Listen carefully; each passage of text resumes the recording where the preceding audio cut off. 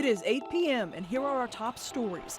From the heavy fog to freezing drizzle, northern Colorado is seeing it all on this Weather Action Day.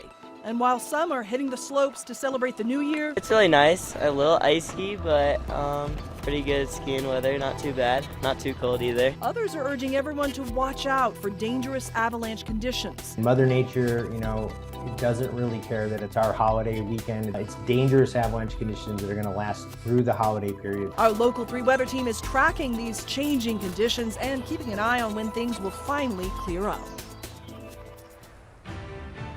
We start off with some breaking news. A player for the Buffalo Bills has been taken to the hospital after collapsing on the field during the game with the Cincinnati Bengals. Now, safety Damar Hamlin got up after a hit, then immediately fell down and was seen unconscious for several minutes. An ambulance was brought onto the field and he was quickly taken away. Now, the game has been temporarily suspended. It's unclear if it will continue. The story is still developing. We'll bring you any new updates right here on air. Now to a live look outside at downtown Denver on this Weather Action Day. Denver is expected to get a wintry mix of weather overnight, which could make for a tough commute tomorrow morning. Thank you so much for watching Denver 7 News on Local 3. I'm Jacqueline Allen. We want to get right over to Chief Meteorologist Mike Nelson, who is tracking everything for us tonight. Mike, the roads are getting kind of slick out there. Oh, they are very slick out there, Jacqueline. 2 areas of snow, mainly to the west, out toward the Grand Junction area, and a lot of snow falling on the eastern plains. As a matter of fact, Northeast Colorado has been upgraded to a winter storm warning. This is east of Denver, but then all the way to Kansas and Nebraska. Winter weather advisories and avalanche warnings continue up into the mountains. Let's focus on the areas here. Then the pink, that is the winter storm warning. So it's east of Denver, but it is portions of Adams and Arapahoe County and northeastern Elbert County are under the winter storm warning. Up to 5 or 6 inches of snow possible tonight. This is what it looks like. A lot of moisture is filled in, and some of it pushing back into the Denver metro area. And so very slick conditions, especially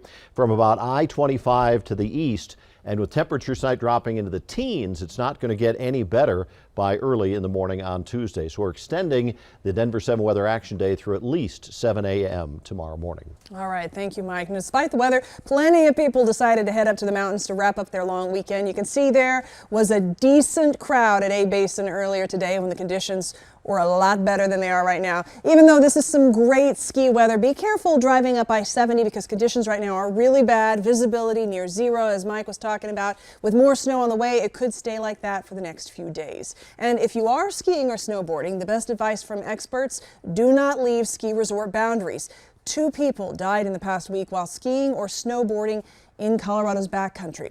Now, a large part of the high country is under an avalanche warning right now, so avalanche experts are urging everyone to stay within boundaries at resorts.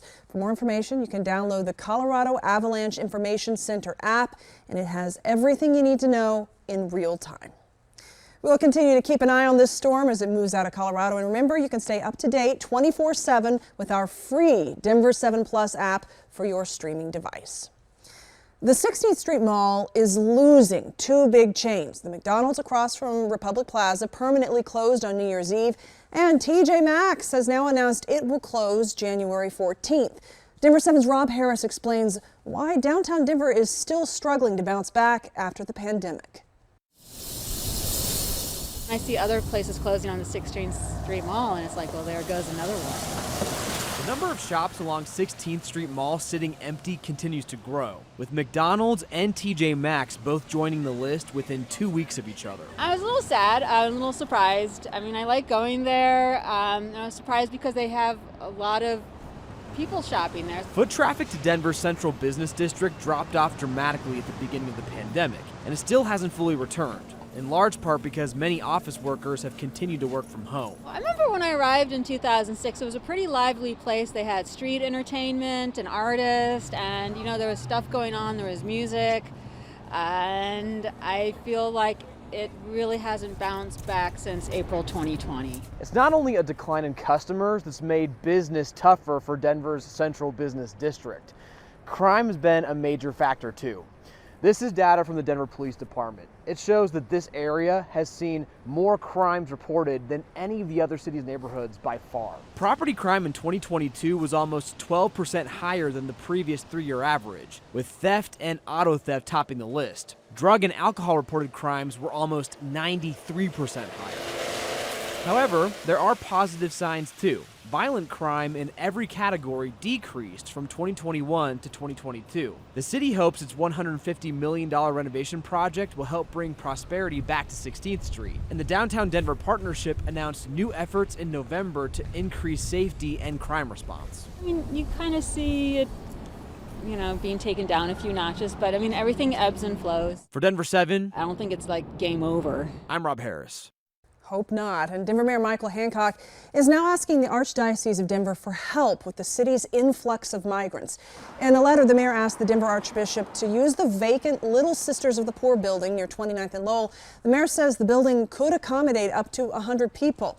Now, the city's already using 3 rec centers to house people, and as of Friday, more than 3,000 migrants have arrived in Denver since December 9th. The fallout from last week's Southwest Airlines disaster has spilled over into this week. Many passengers are still waiting to get their bags back. When or how they can get them, well, that all depends on who they ask. Denver 7's Patrick Perez explains. Perhaps some of the most frustrated passengers right now are those who were hoping to fly out of Denver but had their flights canceled. A week later, they still don't have their bags because they're currently here at the airport and they're not allowed to pick them up. They have to wait until they're flown to their final destination before they can get shipped back to them. Like thousands of Southwest passengers across the country, Beth Tupta has spent the past week trying to get her luggage. I just don't know how long it's going to sit here.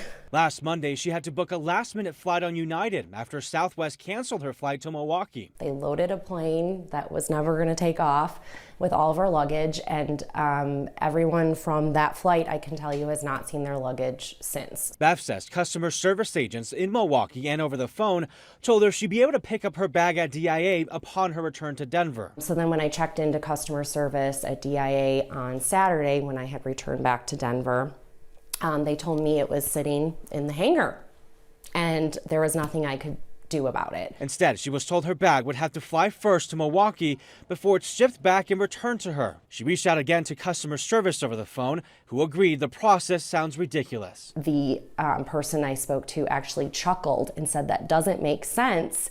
You need to talk to a supervisor." And I said, "Well, I can't." Now, a week later, Beth doesn't know when she'll get her bag and is frustrated with the inconsistencies. We asked Southwest whether it plans to reevaluate this policy and why there has been a lot of mixed messaging. A spokesperson did not answer those questions and said they sent an empty statement about working around the clock to reunite customers with their luggage. Beth, like many others, wants something to change. If you can't get a bag to the destination, then, reevaluate how you're getting that luggage, those belongings to individuals. At DIA, Patrick Perez, Denver 7.